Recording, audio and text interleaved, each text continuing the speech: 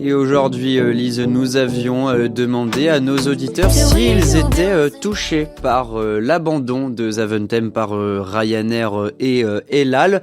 Je vous laisse nous donner les résultats et puis ensuite nous présenter notre invité. Fois n'est pas coutume, Blaise. Là, c'est sur tous les réseaux la même réponse. C'est oui, nos auditeurs sont touchés.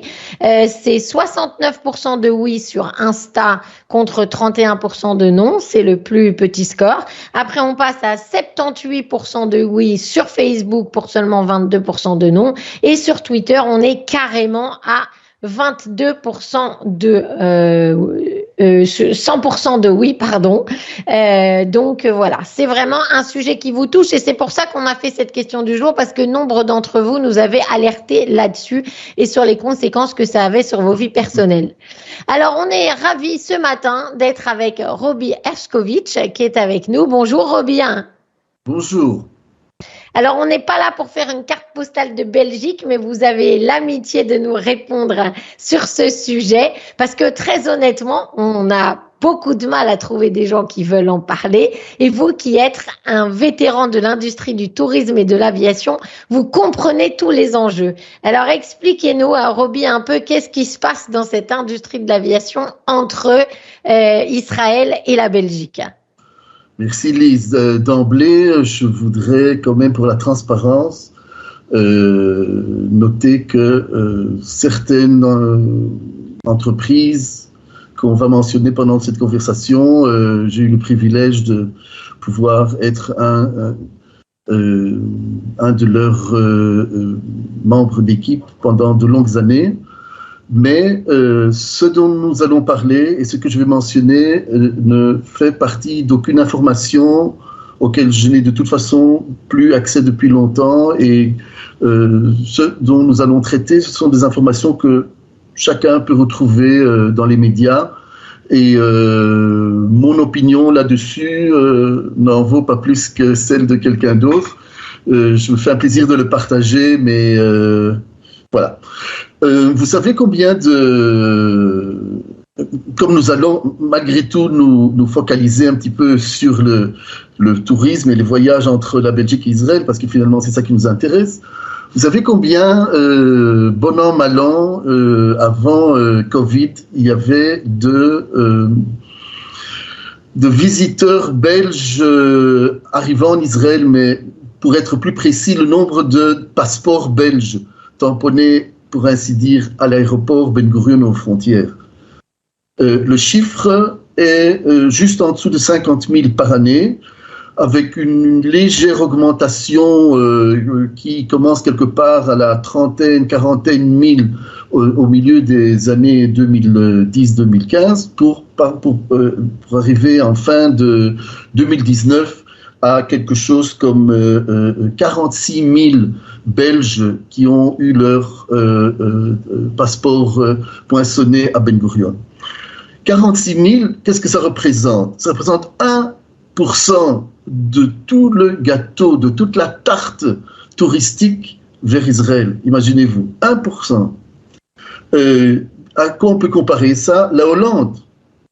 La Hollande compte au moins le double pour la même année. Bien sûr, nous allons parler de chiffres avant Covid. Après Covid, les statistiques valent ce qu'elles valent. Et donc, pour résumer quand même le côté statistique, les Belges arrivant en Israël, pour toute raison, tourisme, affaires, famille, ce que vous voulez, en 2019, qui était une année quand même de pointe pour les arrivées touristiques en Israël, avec 4 millions de touristes, les Belges représentaient 1%, comme j'ai dit, du total et 3% de l'Europe de l'Ouest.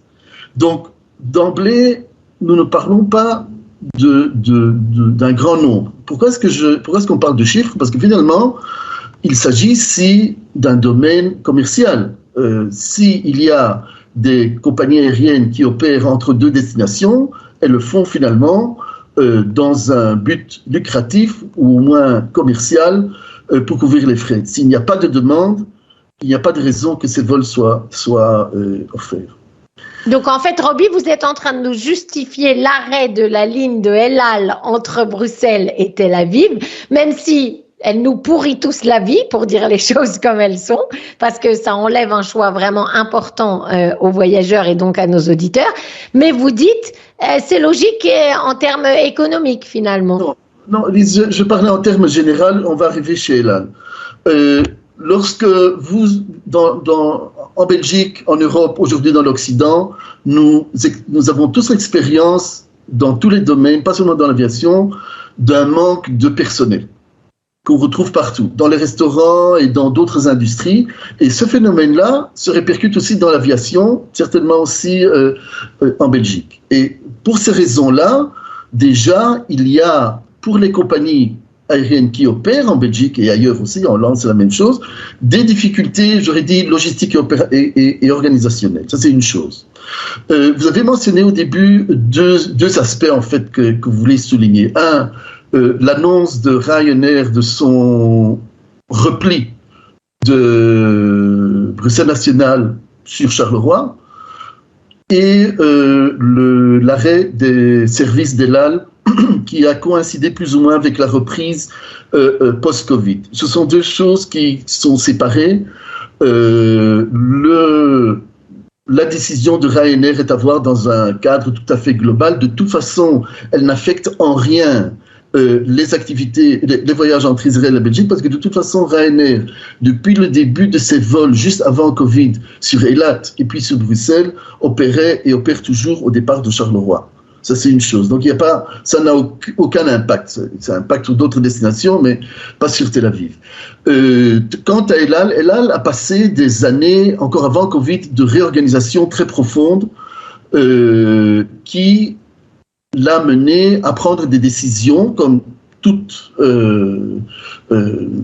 entreprise, de faire des choix, de faire des réorganisations qui, dans le cas qui a touché Bruxelles, était un exercice qui a vu Toronto, Varsovie et Bruxelles quitter le réseau d'El Al. Par contre, El Al vient d'annoncer l'ouverture de Dublin, mais encore une fois, il faut voir ce genre de décision-là sur une base tout à fait commerciale. El Al, pendant ces beaux jours, au milieu des années 2010, est arrivé jusqu'à 11 fréquences par semaine sur Bruxelles. Et les choses ont évolué un petit peu dans les deux directions. Si on regarde un petit peu la position de l'aviation entre Israël et la Belgique, il ne faut pas oublier que dans le domaine qui n'est pas le domaine passager, le domaine du fret, le domaine du cargo, et ce n'est pas notre sujet maintenant, la Belgique est très importante pour El Al.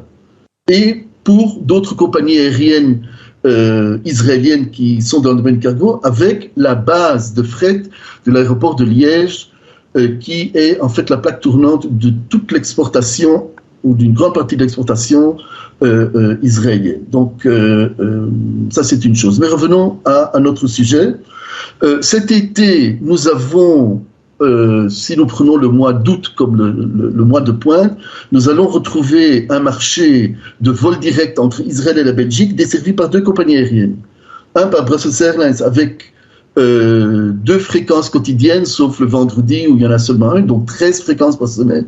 13 fréquences par semaine, ce qui représente un investissement de 5000 sièges par semaine. Pourquoi je dis investissement? Parce qu'il faut comprendre qu'une compagnie aérienne n'a pas des avions et des équipages illimités. Si une décision est prise, elle est prise après un long exercice de concertation et une compagnie aérienne décide de voler sur Tel Aviv et pas voler sur Istanbul ou décide de voler sur une autre destination. C'est un choix qui est fait, un choix qui est bien sûr édifié sur des chiffres, etc., etc. Donc là, ça c'est une chose, on voit qu'il y a une présence quand même très importante d'un transporteur global. Brussels Airlines fait partie du groupe Lufthansa, et à côté, il y a ce nouveau service de Ryanair qui date juste de la veille de Covid, avec 4 fréquences par semaine, y compris le Shabbat. Donc, ce n'est pas seulement qu'on recherche un public particulier qui a un lien avec Israël, comme c'était le cas dans le passé plutôt chez Jetterfly, qui s'appelle aujourd'hui TUI Fly, qui opérait dans le temps au départ de Liège et au départ de Bruxelles sur Tel Aviv.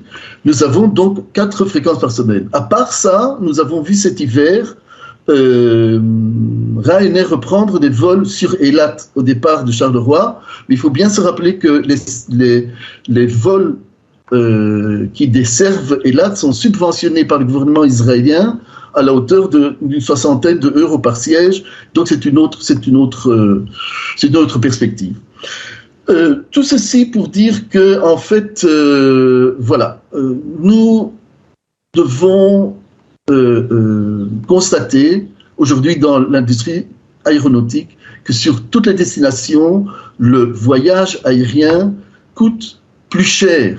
Mais coûte plus cher que quoi ? Coûte plus cher que les années folles d'avant Covid où on volait pour 50 €, hein, et autant, chose qui est certainement pas justifiée commercialement.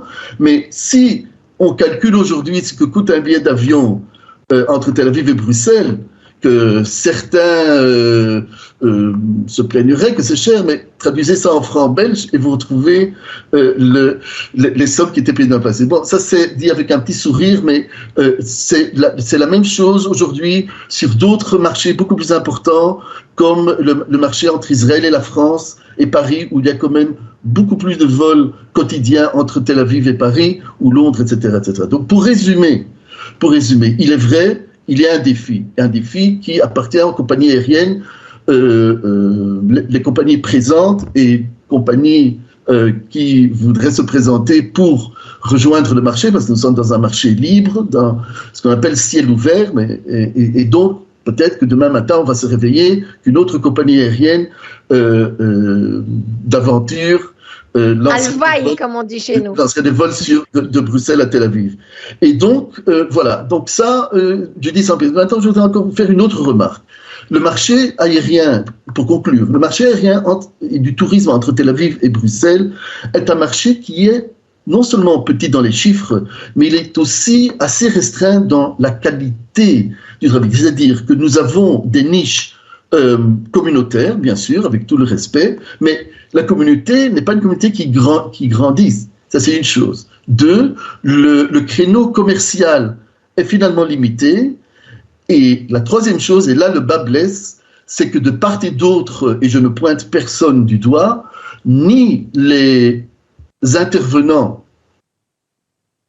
de l'industrie touristique belge, toutes régions confondues, et ni les intervenants israéliens du tourisme vers la Belgique ne font signe et n'ont fait signe les années dernières de mettre ce marché-là en priorité. C'est-à-dire que il est vrai que si vous frappez à la porte du ministère du tourisme israélien et au sujet de la Belgique, vous aurez toute la sympathie. Et je peux en témoigner, les 3 services touristiques belges, celui de Bruxelles, de la Flandre et de Wallonie, ont pendant toutes les années eu les meilleurs égards envers le tourisme israélien vers la Belgique. Mais le marché israélien ne constitue pas un marché prioritaire.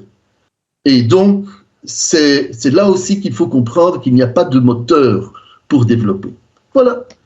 Merci beaucoup, Roby, pour toutes ces explications qui étaient hyper claires. On vous retrouve jeudi prochain pour une nouvelle carte postale de Belgique. Et nous, on se dépêche de lancer le journal.